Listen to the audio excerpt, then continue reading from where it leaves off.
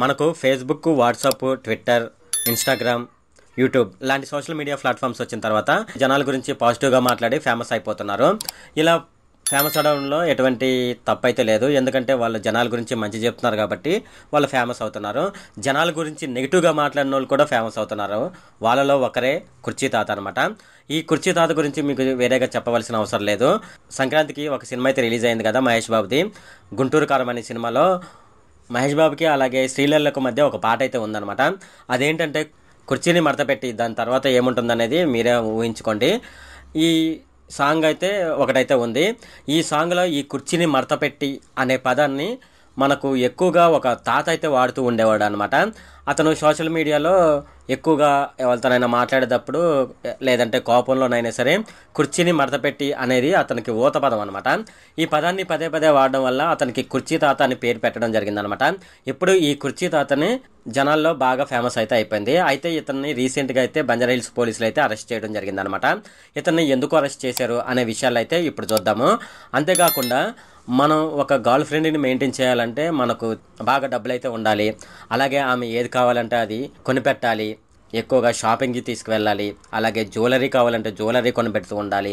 అంతేకాకుండా ముఖ్యంగా బండి మీద ఆమెను తీసుకెళ్తూ ఉండాలి. ఎక్కడికైతే ఆమెను తీసుకువెళ్తూ ఉండాలన్నమాట. ఇలా ఎవరైతే చేస్తారో వాళ్ళ లవ్వే స్ట్రాంగ్గా నిలబడుతుంది.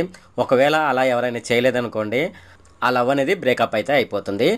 సో అయితే ఒక ప్రబుద్ధుడైతే ఉన్నాడు. ఆ మహానుభావుడు ఏకంగా 5 అమ్మాయిలను అయితే లవ్ చేస్తున్నాడు అనమాట. ఈ 5 అమ్మాయిలని లవ్ చేయడమే కాకుండా ఈ 5కి ఒకేసారి ప్రెగ్నెంట్ అయితే తీసుకురావడం జరిగింది. ఇప్పుడు ఆ మహానుభావుడి గురించి అయితే మనం ఈ వీడియోలో డిస్కస్ చేద్దాము. ఈ వీడియో కనుక మీకు నచ్చినట్లయితే ఇక్కడ క్రింద ఉన్న రెడ్ కలర్ సబ్స్క్రైబ్ బటన్ మీద అయితే ప్రెస్ చేయండి. ఇలా మీరు రెడ్ కలర్ సబ్స్క్రైబ్ బటన్ మీద ప్రెస్ చేయడం వల్ల నేను చేసిన ప్రతి ఇన్ఫర్మేషన్ వీడియో అనేది అందరికంటే ముందు అప్డేట్ రూపంలో మీ మొబైల్కి అయితే చేరిపోతుంది. ఇప్పుడు మనం వీడియోలోకి అయితే వెళ్ళిపోదాం. ఒక అమ్మాయిని ఒక అబ్బాయి ఎంత ప్రేమించినా, ఎంత ఆమెను అర్థం చేసుకున్నా వాళ్ళ మధ్య ఎప్పుడు గొడవలు జరుగుతూనే ఉంటాయన్నమాట. అలాగే ఈ ప్రేమలో ఎప్పుడు మనం అమ్మాయి చెప్పింది వినాల్సిందేనమాట.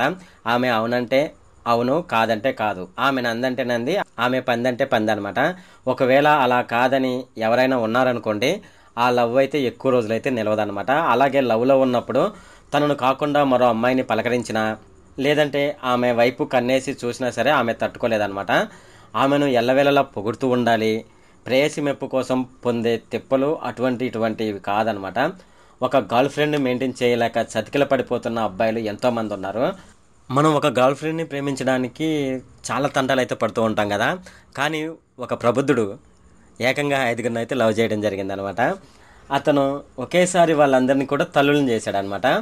అంతేకాకుండా ఇప్పుడు వారందరికీ ఒకేసారి శ్రీమంతం నిర్వహించి అతను వార్తల్లో అయితే నిలవడం జరిగిందనమాట.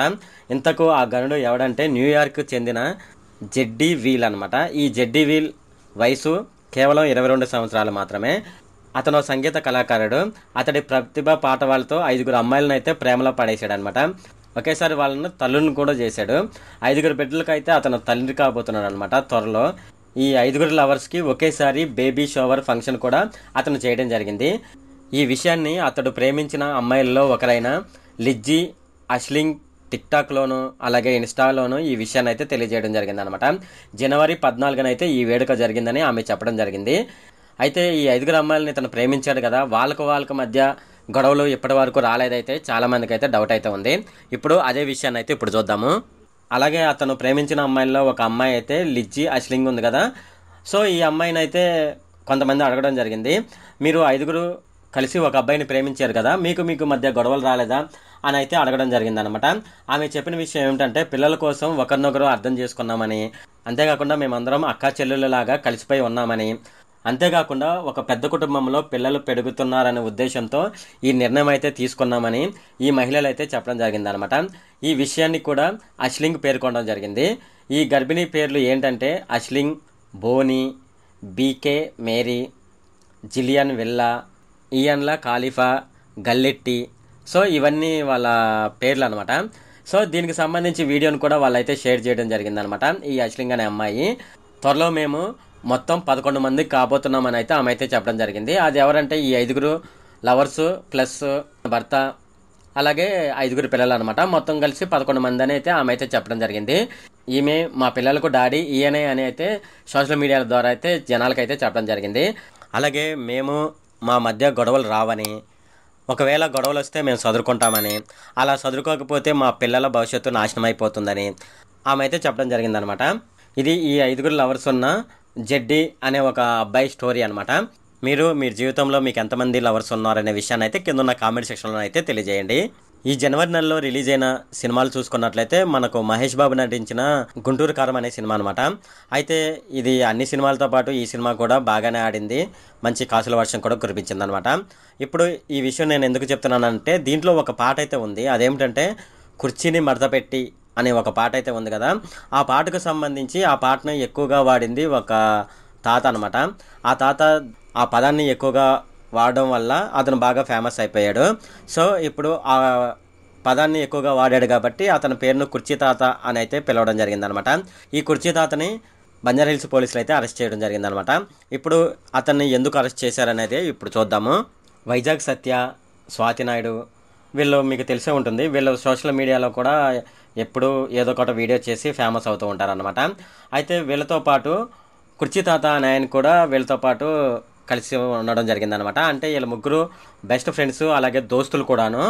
అయితే ఇతను ఎందుకు అరెస్ట్ చేయడం జరిగిందంటే, ఈ వైజాగ్ సత్య అనే అతని మీద, స్వాతి నాయుడు అనే అమ్మాయి మీద అయితే ఇతను యూట్యూబ్లోనైతే బూతులు తిడుతూ వీడియోలు అయితే పెడుతున్నాడని అతనిపై మరో అభియోగం అయితే మోపడం జరిగింది. అదేమిటంటే అతని దగ్గర వీళ్ళిద్దరూ డబ్బులు తీసుకొని వైజాగ్ పారిపోయారంటూ వీడియోలో కూడా చెప్పడం జరిగిందనమాట. ఈ నేపథ్యంలో ఈ వైజాగ్ సత్య అనే అతను, స్వాతి నాయుడు అనే ఆమె ఇతని పైన కేసు అయితే పెట్టడం జరిగిందనమాట. ఈ కేసు పెట్టిన తర్వాత అతన్ని హైదరాబాద్లో కేబీఆర్ పార్క్ అయితే ఉంది కదా, ఈ కేబీఆర్ పార్క్ వద్ద అతన్ని అదుపులోకి తీసుకొని అరెస్ట్ చేయడం జరిగిందనమాట. అయితే అతనైతే ఈ అరెస్ట్ అయిపోయిన తర్వాత ఒక వీడియోని అయితే రిలీజ్ చేయడం జరిగిందనమాట. వీడియోలో అతను చెప్పింది ఏంటంటే, ఇతను కావాలని వాళ్ళని తిట్టలేదని, అయితే ఒక యూట్యూబ్ ఛానల్ వాళ్ళు నాకు తాగించి అన్యాయంగా వైజాగ్ సత్యాన్ని తిట్టించారని, అతడు నా కొడుకుతో సమానమని, నన్ను అన్ని విధాలా ఆదుకుంటున్నాడని, ప్రతి విషయాన్ని తనను అడుగుతాడని, మంచి మనిషి అని బ్లేమ్ చేసి మాట్లాడానని, తనను క్షమించమని అతనైతే చెప్పడం జరిగింది. అంతేకాకుండా అభిమానులు ఎవరైతే ఉన్నారో వాళ్ళని తప్పుగా అనుకోకండి అని అయితే ఒక వీడియోని అయితే అతను పోస్ట్ చేయడం జరిగింది. అయితే వీళ్ళిద్దరికి మధ్య మరొక వివాదం అయితే ఉందని అయితే తెలుస్తుంది. అదేమిటంటే కుర్చీ తాతను వైజాగ్ సత్య తమకు పరిచయం చేయగా మహేష్ బాబుని కూడా పరిచయం చేయాలని కుర్చీ తాత ఈ వైజాగ్ సత్యకి అయితే చెప్పడం జరిగింది. అయితే ఈ విషయం అతను అంగీకరించకపోవడంతో వీళ్ళిద్దరి మధ్య గొడవ అనేది మారి ఇలా రచ్చ అయిందని అయితే తెలుస్తుందనమాట. మనకి ఇది సోషల్ మీడియాలో వచ్చిన ఇన్ఫర్మేషన్ ప్రకారం అయితే మనకైతే తెలుస్తుంది. ఇది ఫ్రెండ్ ఈ వీడియో కనుక మీకు నచ్చినట్లయితే ఇక్కడ కింద ఉన్న రెడ్ కలర్ సబ్స్క్రైబ్ బటన్ మీద అయితే ప్రెస్ చేయండి. అలాగే ఈ వీడియోని మీ ఫ్రెండ్స్ అండ్ ఫ్యామిలీ మెంబర్స్కి అయితే షేర్ చేయండి. అలాగే ఈ వీడియో సంబంధించి ఏమైనా కామెంట్లు ఉన్నాయి అనుకోండి, నాకు తప్పనిసరిగా కింద ఉన్న కామెంట్ సెక్షన్లో అయితే తెలియజేయండి. ఈ వీడియో అంతే friend. Okay, thank you friend.